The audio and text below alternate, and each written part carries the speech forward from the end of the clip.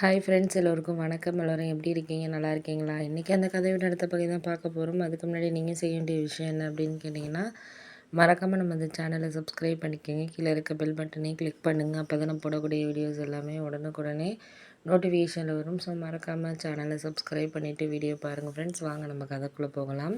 ஒரு சில விஷயத்தில் நம்ம அவங்களுக்கு இது பெட்டராக இருக்குமோ, இல்லை இது பெட்டராக இருக்குமோ அப்படின்னு சொல்லிட்டு யோசிக்கிறோம். ஆனால் அதெல்லாம் நம்மளுக்கு எப்போதுமே ஒரு சில விஷயங்களில் செட் ஆகாத மாதிரி தான் இருக்கும். அதனால் முடிஞ்ச வரைக்குமே நம்ம என்ன பண்ணணும் அப்படின்னு நினச்சிங்கன்னா, நம்மளால் யாருக்கும் எந்த விஷயத்துலையுமே ஒரு சில விஷயங்கள் சரியில்லாமல் இருக்கிறப்போ அதையெல்லாம் நம்ம கடந்து தான் வாழ்க்கையில் போகிற மாதிரி இருக்குது அப்படிங்கிற மாதிரி தான் இருக்குது அப்படின்னோடனே, சரி அதெல்லாம் நீங்கள் யோசிக்காதீங்க.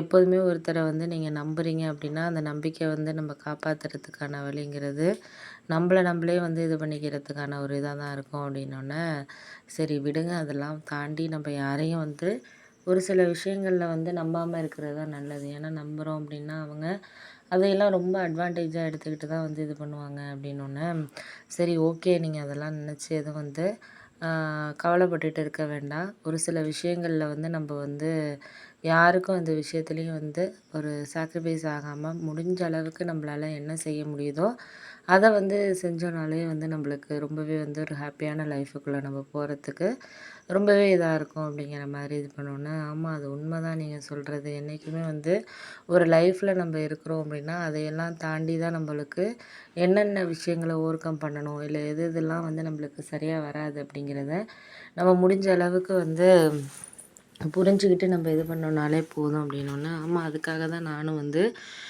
அவங்களுக்கு தேவையான விஷயங்கள அவங்கவுங்க பார்க்குறாங்க அப்படிங்கிறப்போ அதெல்லாம் நம்மளுக்கு புரியாத விஷயமா ஆகிடும் அப்படிங்கிறது தான் எனக்கு தோன்ற விஷயம் அப்படின்னோடனே, சரி அதையெல்லாம் நினைக்காதீங்க, நீங்கள் நினச்சி கவலைப்பட்டுட்டு இருக்க வேண்டாம்.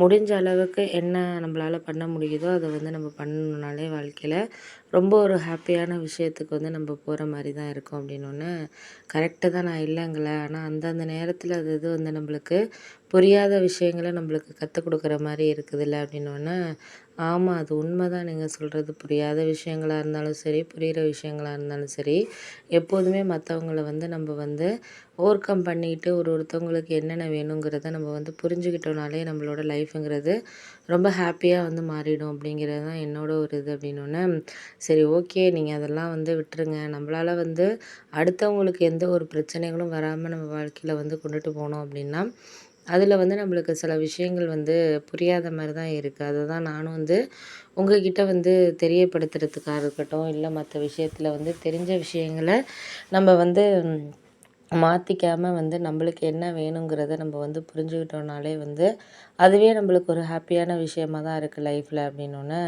சரி விடுங்க அதை பற்றி இப்போ பேசி ஒன்றும் ஆக போகிறதில்ல. எல்லாமே நம்மளுக்குள்ள ஒரு சில விஷயங்களை கொண்டுட்டு வர்றதுல தான் இருக்குது அப்படிங்கிற மாதிரி சொன்னோன்னே, ஆமாம் அதுக்காக தான் நானுமே வெயிட் பண்ணுறேன். உங்களுக்கு தெரியாத விஷயம்னு கிடையாது.